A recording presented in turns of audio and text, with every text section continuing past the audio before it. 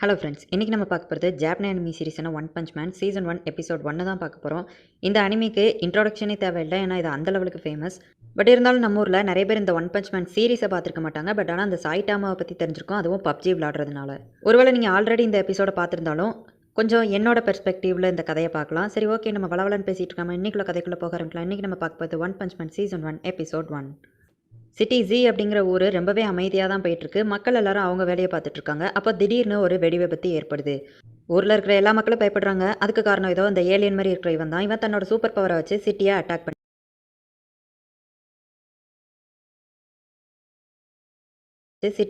பண்ணிட்டு இருக்கான். சிட்டியோட security force அங்கே போன ஹீரோஸ் எல்லாருமே ஃபெயிலியர் ஆயிட்டாங்க அப்படின்னு சொல்லிட்டு இருக்காங்க. சம்பவம் நடக்கிற இடத்துல இருந்து நியூஸில் லைவாக டெலிகாஸ்ட் பண்ணிட்டு இருக்காங்க. இதை ஒரு ஆள் டிவியில் பார்த்துட்டு இருக்கான். நான் அங்கே கிளம்ப வேண்டியதான் நினைக்கேன் அப்படின்னு சொல்லிட்டு தன்னோட சூப்பர் ஹீரோ ட்ரெஸ்ஸை போட்டு கிளம்பிட்டான். அங்கே ஒரு பொண்ணு அழுதுகிட்டு இருக்கா. அந்த பொண்ணை இந்த வில்லன் அழிக்கலாம் அப்படின்னு சொல்லிட்டு பிடிக்க வரான். அதுக்குள்ளே நம்ம ஹீரோ வந்து அந்த பொண்ணை ஒரு செகண்டில் காப்பாற்றிருந்தான். நீ ரொம்பவே ஃபாஸ்ட் தான் அப்படின்னு சொல்லிட்டு அந்த வில்லன் பாராட்டுறான். யார் நீ அப்படின்னு கேட்கவும் என்னோட பேர் சாயிட்டாமா, நான் ஹீரோ ஃபார் ஃபன் அப்படின்னு சொல்லவும் அந்த வில்லன் டென்ஷன் ஆகிட்டு நான் வேக்சின் மேன், நான் இந்த வில்லன் வேலையை கஷ்டப்பட்டு பண்ணிட்டு இருந்தா நீ இதை ஃபன்னுக்காக பண்ணுதியா அப்படின்னு சொல்லிட்டு அவன் டென்ஷன் ஆகவும் நம்ம ஹீரோ அவனை ஒரே பஞ்சில் சாவடிச்சிருந்தான். சாவடிச்சதோட மட்டும் இல்லாமல் திருப்பியும் ஒரே பஞ்சில் சாவடிச்சிட்டனா அப்படின்னு சொல்லிட்டு வருத்தப்பட்டு கதறிட்டு இருக்கான்.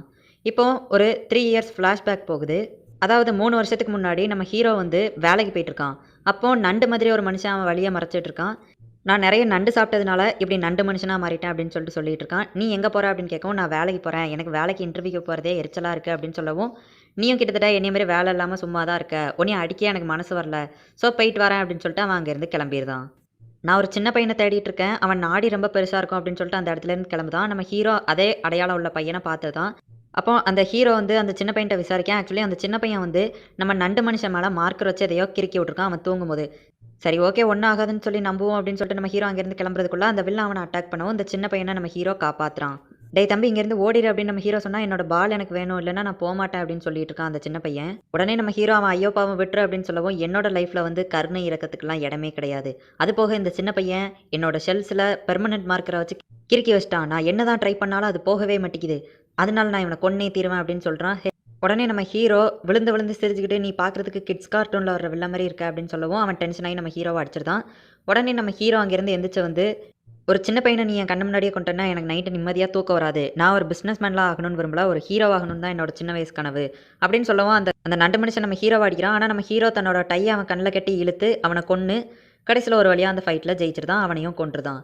இந்த இடத்துல இந்த ஃப்ளாஷ்பேக் முடியுது. இப்போ ரியல் லைஃப்க்கு திருப்பி ரிட்டர்ன் வந்துடுது கதை. நம்ம ஹீரோ ஒரு சூப்பர் மார்க்கெட்டில் இருக்கான். லோ ப்ரைஸில் ஆஃபரில் இருக்கிறதெல்லாம் பார்த்து வாங்கிக்கிட்டு இருக்கான். உடனே அந்த அன்றைக்கி அதுக்கு பில் பே பண்ண போகிற இடத்துல பார்த்தா திடீர்னு நிலநடுக்கம் வருது. அவன் காசு எடுத்து கொடுக்குறதுக்குள்ளே அங்கே இருந்த ஆளுங்களை காணும். கொஞ்ச நேரத்தில் பார்த்தா அங்கே இருந்த பில்டிங்கே காணும். வெளியே வந்து பார்த்தா ஒரு பெரிய கால் தடம். ஒரு பெரிய மனுஷன் ஊரையே நாசமாக்கிட்டு இருக்கான். அவன் தோள்பட்டையில் ஒரு சயின்டிஸ்ட் நிற்கான். இப்போ ஒரு குட்டி ஃப்ளாஷ்பேக்கு. ஒருத்தன் ரொம்பவே எக்ஸசைஸ் பண்ணி தன்னோட உடம்பை ஸ்ட்ரென்த் ஆக்கணும் அப்படின்னு சொல்லிட்டு இது பண்ணிட்டு இருக்கான். அவங்க அண்ணன் ஒரு சயின்டிஸ்ட்டு ஒரு மருந்து எதையோ கண்டுபிடிச்சி இந்த மருந்து ஒன்று ஸ்ட்ராங் ஆக்கும் அப்படின்னு சொல்லிட்டு அவன்கிட்ட கொடுக்கான். அவன் அதை குடித்ததும் ரொம்பவே பெருசாக ஸ்ட்ராங்காக மாறிட்டான். அவன் கையசைச்சா கையிலேருந்து ஏர் ப்ரெஷர் போகிற லெவலுக்கு வேறு லெவல் ஸ்ட்ராங் ஆகிட்டான். இப்போ அவன் பில்டிங்கை அப்படியே அழிச்சிட்டு இருக்கான். அவங்க அண்ணன் சூப்பர் அப்படின்னு சொல்லிக்கிட்டு இருக்கான். இந்த உலகத்திலேயே நான் தாண்டா ஸ்ட்ராங் அப்படின்னு சொல்லிட்டு அவன் ஊரை அழிச்சிக்கிட்டு இருக்கான். இங்கே சிட்டியில் போலீஸ் எல்லாம் வந்து மக்களை எவாக்குவேட் பண்ணிட்டு இருக்காங்க. அந்த சயின்டிஸ்ட்டே வில்லனோட தோள்பட்டையில் நின்றுக்கிட்டு என்னோட மருந்து ஒர்க் ஆயிடுச்சு அப்படின்னு சொல்லி சந்தோஷப்படுறான்.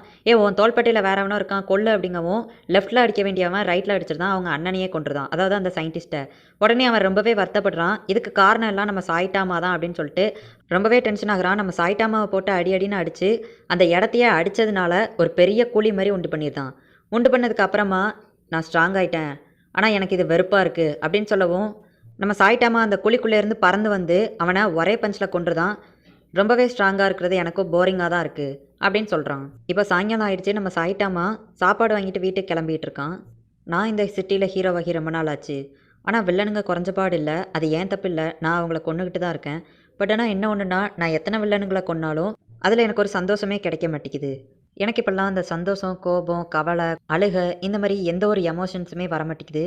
ஒருவேளை நான் ரொம்ப ஸ்ட்ராங்காக இருக்கிறதுக்கு இந்த மாதிரி விஷயங்களெல்லாம் இழந்து தான் ஆகணுமோ அப்படின்னு சொல்லிட்டு யோசிச்சுட்டு இருக்கான். அப்போ பார்த்தா திடீர்னு ஒரு சவுண்டு. என்னன்னு பார்த்தா ஒரு கார் மண்டையன் வில்ல மாதிரி வந்து நிற்கிறான். அவன் நம்ம சாயிட்டாமாவோட தலை ரொம்பவே ஷைனிங்காக இருக்குது அப்படின்னு சொல்லிட்டு கிண்டல் பண்ணிக்கிட்டு இருக்கான். அவ்வளோதான், முடிஞ்சுது. அவனையும் நம்ம சாயிட்டாமா ஜஸ்ட் ஒரு பஞ்சில் காலி பண்ணியிருந்தான். இப்போ நம்ம ஹீரோ சாயிட்டாமா அவன் அப்பார்ட்மெண்ட்டில் போயிட்டு அவனோட துணியெல்லாம் வாஷ் பண்ணி வச்சுட்ருக்கான். நான் டெய்லி வெளியே போயிட்டு வரேன், நிறைய பிரச்சனையை மீட் பண்ணுறேன். பட் ஆனால் எனக்கு எப்போவுமே வந்து அடியே பட மாட்டேங்குது அப்படின்னு சொல்லிட்டு வருத்தப்பட்டுட்டு இருக்கான். அடுத்த நாள் காலையில் விடியுது. அப்போ பார்த்தா திடீர்னு யாரோ வந்து நம்ம சாய்ட்டாமாவை சர்ப்ரைஸாக அட்டாக் பண்ணுறாங்க. அவங்க அடிச்சதில் நம்ம சாய்த்தாமா ரத்தம் சிந்திக்கிட்டு இருக்கான். நாங்கள்லாம் எர்த்லிங்ஸ் மண்ணுக்கு கீழவே வாழ்ந்து வாழ்ந்து அண்டர் கிரவுண்டில் வாழ்ந்து எங்களுக்கு போர் அடிச்சிட்டு அதனால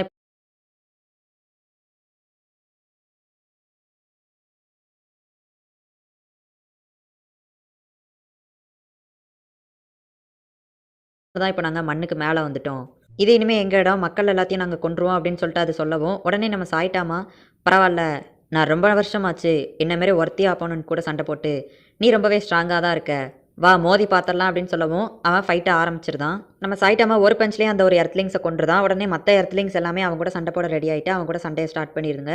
நம்ம சாய்ட்டாமா வேறு லெவலில் பூந்து பூந்து சண்டை போடுறான். எல்லாத்து கூடயும் ஃபைட்டு வேறு லெவலில் போயிட்டு இருக்குது. எப்போவுமே ஜஸ்ட்டு ஒரு பஞ்சில் ஃபைட்டை முடிக்கிற நம்ம சாய்ட்டாமாவால இந்த ஃபைட்ட அப்படி முடிக்க முடியல. இது நம்ம சாய்ட்டாமாவுக்கு ரொம்பவே கஷ்டமா தான் இருக்குது.